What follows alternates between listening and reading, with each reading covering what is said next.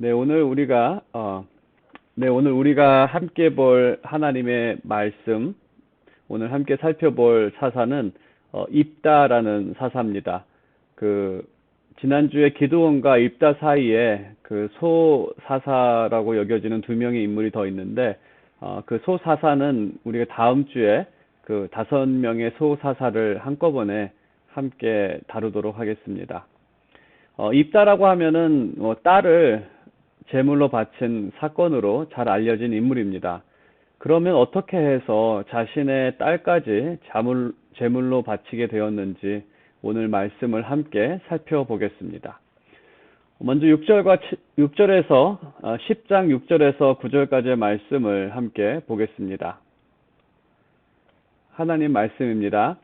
이스라엘 자손이 다시 여호와의 목전에 악을 행하여 바알들과 아스타롯과 아람의 신들과 시돈의 신들과 모압의 신들과 암몬 자손의 신들과 블레셋 사람들의 신들을 섬기고 여호와를 버리고 그를 섬기지 아니하므로 여호와께서 이스라엘에게 진노하사 블레셋 사람들의 손과 암몬 자손의 손에 그들을 파심해 그 해에 그들이 요단강 저쪽 기르앗에 있는 아모리 족속의 땅에 있는 모든 이스라엘 자손을 쳤으며 18해 동안 억압하였더라. 암몬 자손이 또 요단을 건너서 유다와 베냐민과 에브라임 족속과 싸움으로 이스라엘의 곤고가 심하였더라. 아멘. 사사 입다에 대한 말씀은 다른 사사들과 비슷하게 시작합니다.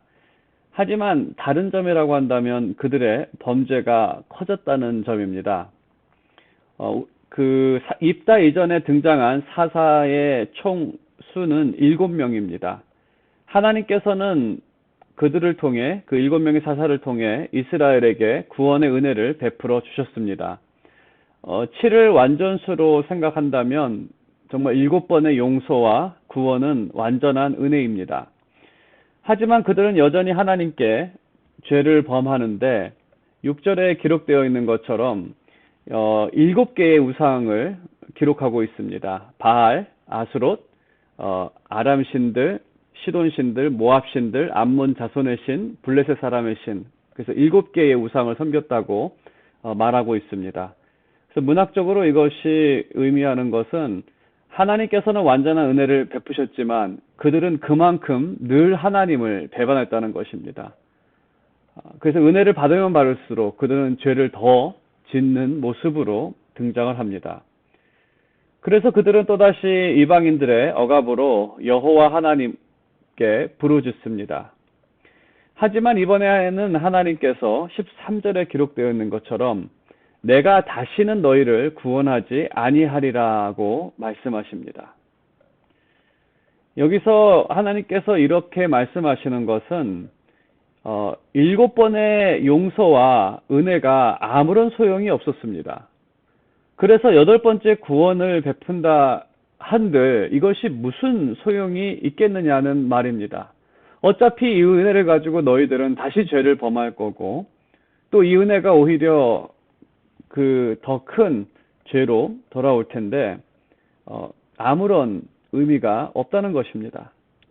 그래서 하나님께서는 가서 너희가 택한 신들에게 부르짖어 너희의 환난 때에 그들이 너희를 구원하게 하라고 말씀하십니다. 하지만 하나님께서 이러한 말씀을 하셨음에도 이스라엘은 이렇게 고백합니다. 이스라엘 자손이 여호와께 여쭈되 우리가 범죄하였사오니 주께서 보시기에 좋은 대로 우리에게 행하시려니와. 이 두 라인의 의미는 하나님께서 그렇게 하실지라도 우리는 할 말이 없습니다. 구원을 하지 않으셔도 우리는 정말로 용서받을 수 없는 그러한 사람들입니다. 하지만 그럼에도 오직 주께 구하옵나니 오늘 우리를 건져 주옵소서라고 간구합니다. 그리고 그들은 16절에 기록된 것처럼 자기 가운데에서 이방 신들을 제하여 버리고 여호와를 섬김에 후회와 부르짖음을 넘어 회개를 합니다. 이방 우상으로부터 돌아서는 이러한 모습을 본 하나님의 마음을 16절의 하반부에 이렇게 표현합니다. 여호와께서 이스라엘의 곤고로 말미암아 마음에 근심하시니라. 이스라엘에게는 구원의 은혜를 받을 만한 이유가 없지만 하나님께서는 긍휼하신 성품을 따라 구원의 은혜를 베풀어 주십니다. 하나님께서는 7번에 70번이라도 용서하시는 분이십니다. 이러한 하나님의 성품은 그리스도를 통해 완전하게 나타났습니다. 베드로는 예수님께 7번 정도면 완전한 용서가 아닙니까? 라고 물었을 때 예수님께서는 7번에 70번이라도 용서하라고 말씀하셨고, 또 그러한 하나님께서는, 그 그리스도께서는 우리를 그렇게 용서하셨습니다. 그래서 그리스도 안에서 우리는 은혜를 기대하며 하나님 앞에 나아가 우리의 사정과 우리의 어려움을 말하고 그 은혜를 기대할 수 있습니다.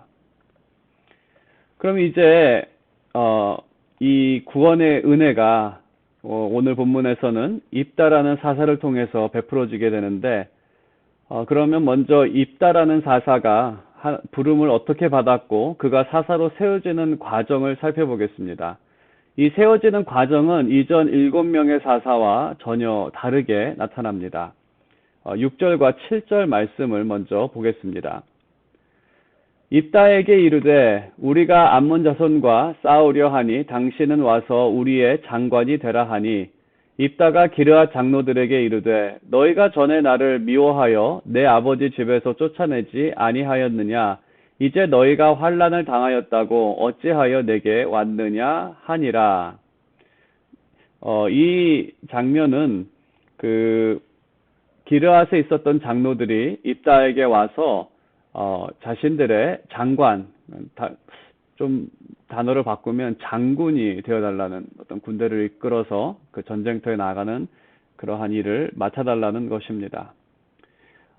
이 말씀의 배경, 이 말씀에 비춰진 배경, 집에서 쫓아낸 적이 있었고, 이러한 말을 하게 된 그 배경을 말씀을 드리면, 입다는 그 아비 기르앗이라는 인물이 그 기생을 통해 낳은 자식입니다.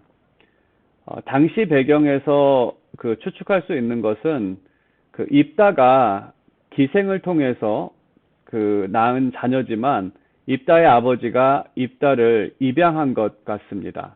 그래서 입양을 하게 되면 아들로서 다른 아들들과 동일한 특권을 받게 됩니다.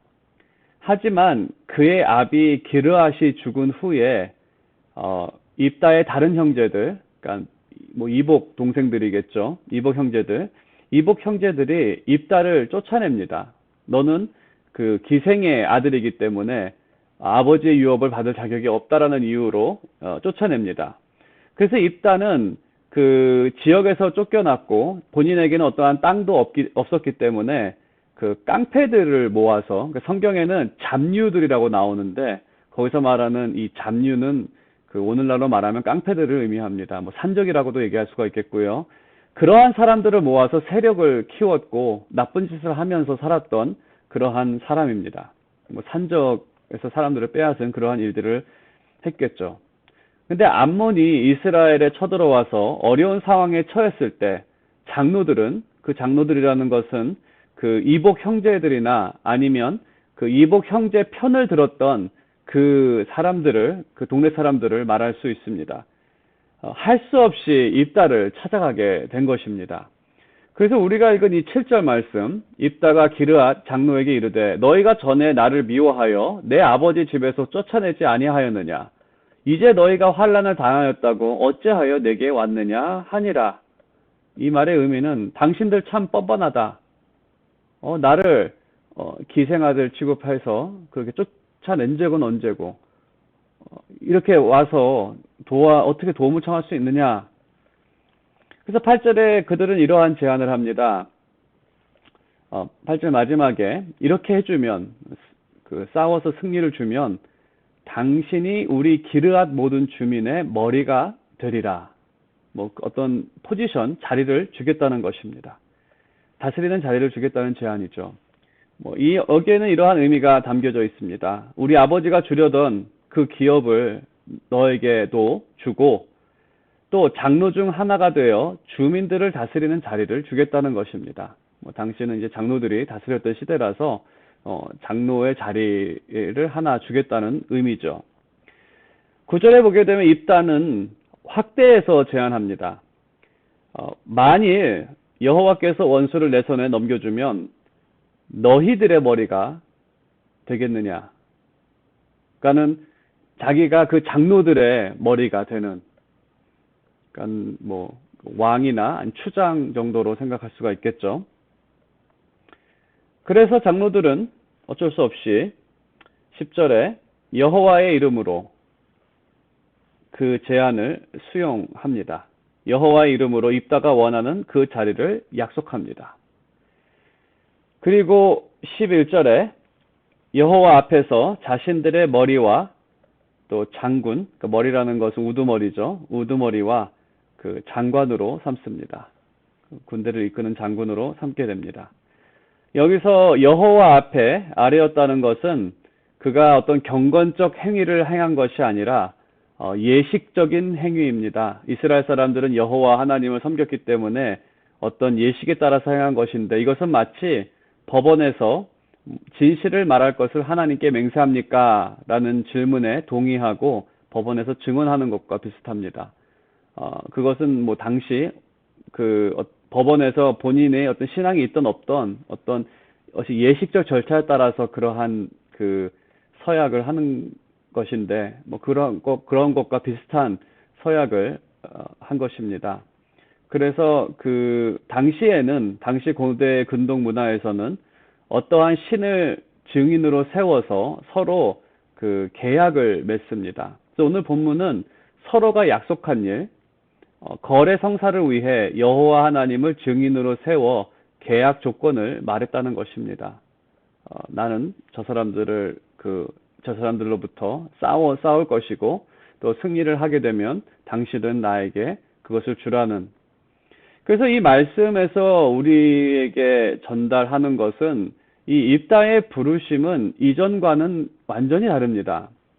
어떠한 점에서 다르냐면, 이 구원자를 택하는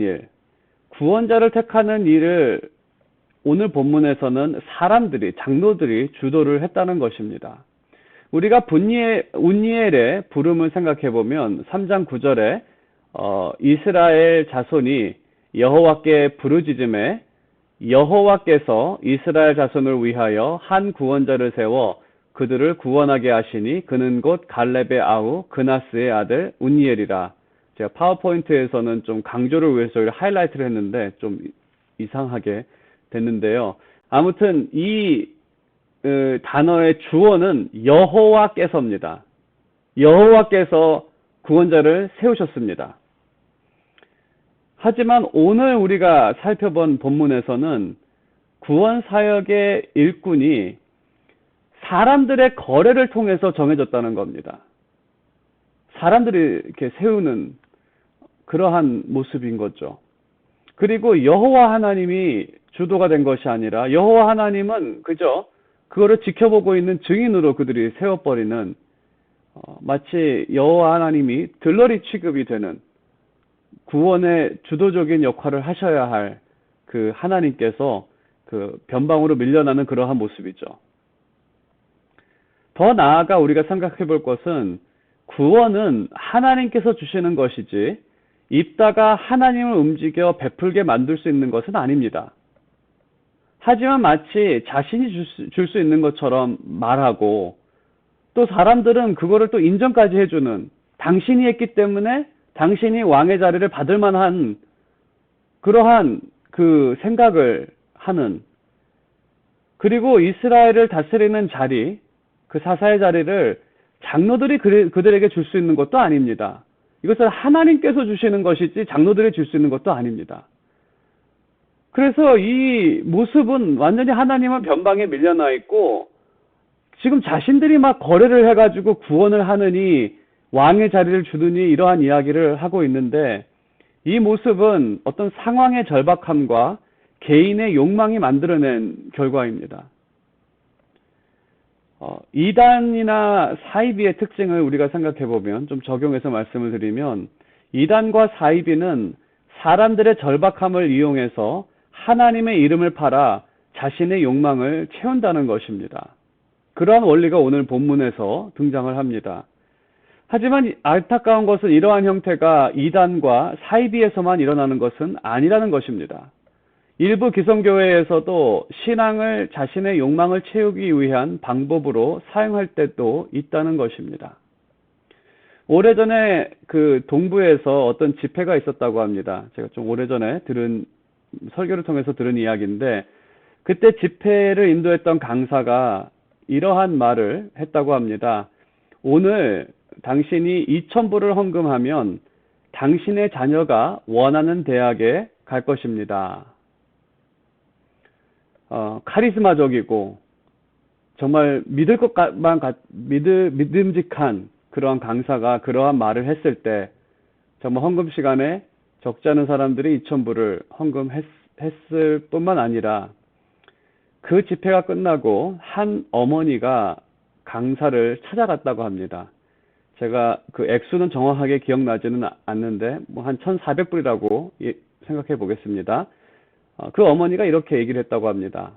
저는 1,400불밖에 없는데 이것으로도 제 자녀가 대학에 갈 수 있겠습니까? 하나님께서 내 아들을 대학에 가게 하겠습니까? 너무나 간절했습니다, 그 사람은. 근데 자녀가 공부를 못해서, 하지만 다른 자녀들처럼 명문대 진학의 욕망과 간절함이 있어서, 어머니라면 다 그랬겠죠. 그리고 이 돈에 대한 강사의 욕망이 이러한 모습을 만들어낸 것이죠. 그들은 하나님의 이름을 부르지만 여전히 학벌과 재물이 우상이 된 모습입니다. 그리고 하나님은 그들의 욕망을 채워줘야 하는 분으로 여겨집니다. 하나님께서는 능력이 부족하셔서 이러한 사람들을 당장 벌하지 않으시거나 지혜가 부족하셔서 그들의 의도를 모르시고 행동하시는 것은 아닙니다. 그저 하나님의 인자하심과 오래 참으시는 성품이 더디 심판하시는 것이고, 무한한 능력과 지혜가 섭리를 통해 그들을 바른 길로 인도하십니다. 그럼 하나님께서 어떻게 역사하시는지 우리가 다음 부분을 살펴보도록 하겠습니다. 29절에 보게 되면 여호와의 영이 입다에게 임합니다. 이스라엘을 구원할 수 있는 은사와 능력을 주셨다는 의미입니다.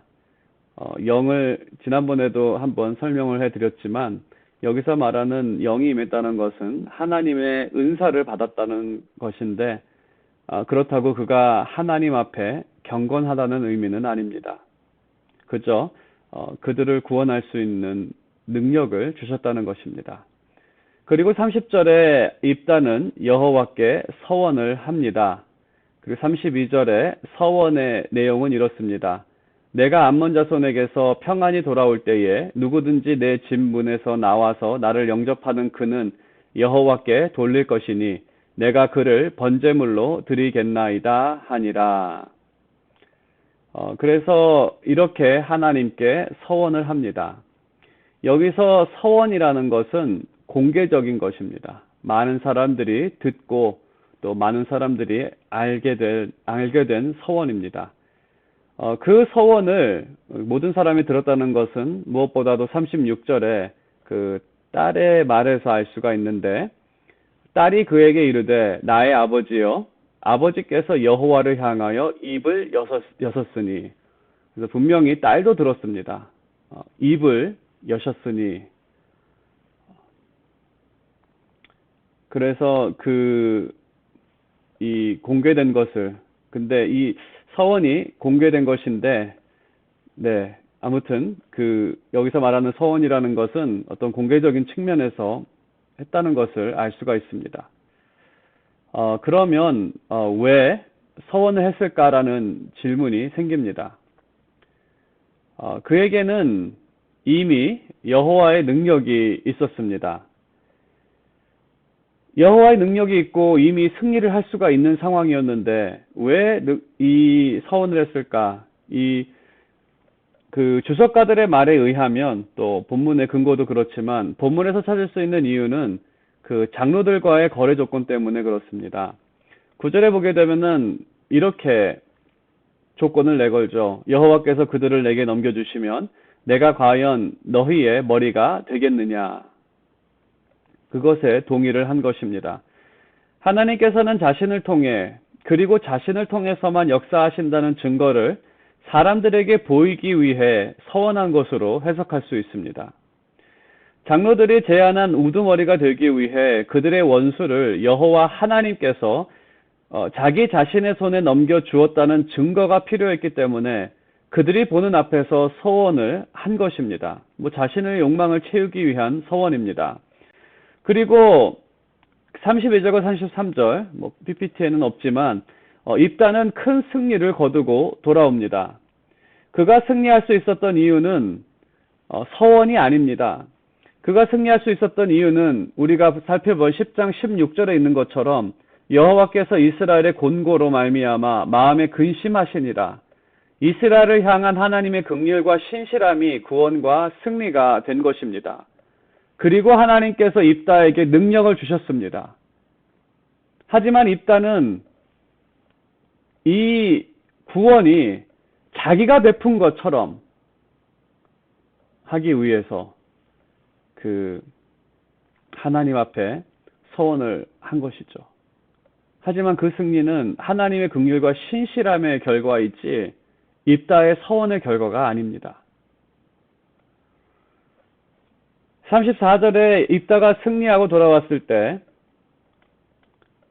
자신의 딸이 문에서 기뻐하며 문에서 나옵니다. 그리고 성경은 그 딸이 무남 동료라고 말하고 있습니다. 하나밖에 없는 딸이죠. 그리고 입다는 딸을 보고 괴로워합니다. 이 괴로워했다는 것에는 기대하지 않았다는 의미가 담겨져 있습니다. 딸이 나올 거라고는 기대하지는 않은 것이죠. 그리고 왜 딸이 나왔을까라는 참 궁금증도 생기는데, 그럼 먼저 입다는 무엇을 기대했을까라는 생각을 하게 됩니다.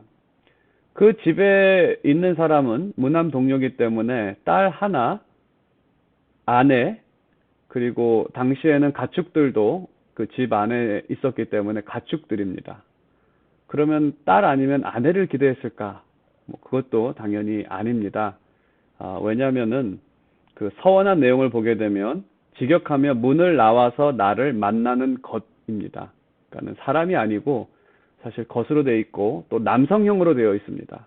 그러니까는 여자가 나온다는 여성형이 아니라 그 남성형으로 되어 있어서, 다른 말로 하면 딸과 아내를 생각한 것은 아니고요. 아들이 없기 때문에 가축을 생각한 겁니다. 당연히 가축이 나올 것이라고 생각하고 서원한 것인데, 하지만 그 문에서 나온 것은 그가 기대했던 가축이 아니라 자신의 딸이었다는 것입니다. 그리고 고민과 딸의 결단으로 결국 딸은 여호와 하나님께 제물로 바쳐집니다. 이 말씀을 통해서 참 몇 가지의 질문이 발생하는데요. 그것은 먼저 하나님께서 이 입다의 제사를 받으셨을까라는 근본적인 질문도 발생합니다. 자기 자신의 혼자의 스스로의 착각에 빠져가지고 하나님께서 원치도 않는 그러한 제사를 드리는, 그리고 또 이런 질문도 발생하죠. 드리지 않으면 되지 않는가? 죄를 진 사람이 죄를 하나 더 졌다고 해서 그게 문제가 될까? 하지만 당시에는 체면 문화였기 때문에 많은 사람들 앞에서 그렇게 장담, 서원을 해놓고 그거를 이행하지 않는 것은 당시 문화에서 좀 문제가 되지만, 아무튼 그 질문도 뚜렷하게 그냥 질문으로만 발생할 수 있고요. 또 신앙인이 이래도 되는가라는 다양한 질문이 발생합니다. 하지만 본문이 말하지 않는 것보다 본문이 말하는 것을 중심으로 생각해 보겠습니다. 뭐 이러한 질문들은 뭐 다양하게 답할 수 있기 때문에 좀 시간이 걸리기 때문에 본문이 말하는 것을 생각해 보면 결과적으로 이스라엘 자녀들은 하나님의 승리를 맛봤지만 입다의 자녀는 원수들과 함께 패하고 망했다는 것입니다. 이 입다가 승리를 통해서 많은 원수들을 죽였는데 그 원수 중에 자기 딸도 그 전쟁의 희생양이 되었다는 것이죠. 역설적이지만 참 입다가 이스라엘을 구원했지만 자기 집안은 구원하지 못했다는 것입니다. 이 말씀이 주는 것은 구원은 이스라엘이 베푸는 것이 입다가 베푸는 것이 아니라는 거죠. 입다는 자기 딸도 구원할 수 있을 만한 그러한 지혜나 능력도 없는 무능한 사람이라는 것입니다. 이 말씀을 조금 적용해 본다면 그 누구도 하나님을 속여서 그의 영광을 가로챌 수 없습니다. 누구도 하나님을 그런 식으로 속여서 자신이 원하는 것을 받아낼 수 없습니다. 하나님께서는 참 또 역설적인 것은 하나님께서는 자신의 영광을 위해서 일하십니다. 그리고 하나님께서는 그의 백성으로 그 영광에 동참하시길 원하십니다. 이스라엘 백성이 승리를 얻고 영광에 동참할 수 있었던 이유가 무엇입니까? 이스라엘이 한 것은 없습니다. 단지 의지할 데가 없어서 눈물로 하나님께 나아가 회개한 것밖에 없습니다. 하지만 하나님께서는 그들에게 승리를 맛보게 하시고 하나님의 영광을 그들도 누리게 하셨다는 것입니다. 하지만 승리의 주역인 입다는 하나님의 영광을 가로채려다 자신이 마치 구원을 한 사람처럼 자신이 무언가를 이룬 것처럼 그렇게 하나님을 속이고 사람들을 속이고 하려다가 그 전쟁을 통해 그는 아무런 영광도 누리지 못합니다. 신앙생활이라는 것은 우리가 원하는 영광, 다른 말로 하면 개인의 욕망을 위해 무언가를 채우기 위해 하나님을 이용하는 것이 아닙니다. 하지만 슬픈 현실은 적지 않은 사람들이 자신의 욕망을 위해 때로는 그것 때문에 간절함과 또 그것을 이용해서 다양한 좋지 않은 모습들이 나타난다는 것이죠. 신앙생활이라는 것은 하나님께서 완성하신 영광, 그 십자가와 부활의 영광에 참여하는 것입니다. 그리고 그 안에서 모든 일을 이루신 하나님께 감사하며 하나님의 자녀됨과 하늘의 영광을 누리는 것입니다. 우리의 삶은 그 영광과 감사에 반응하며 살아가는 것이 신앙생활입니다. 그래서 우리는 그 영광에 반응하며 하나님 앞에 서원 자체가 잘못된 것은 아닙니다. 하지만 그 영광과 그 감사함으로 내가 하나님께 무언가를 갚을 수 있을까라는 생각 가운데 내가 이렇게 하겠습니다라고 서원하는 것은 참 건강한 것입니다. 하지만 서원을 가지고 하나님을 속이려 하거나 흑심을 품고 내가 무언가를 얻기 위해 한다는 것은 참 하나님을 장님으로 사람의 마음조차 헤아리지 못하는 그러한 분으로 여기는 참 좋지 않은 모습입니다.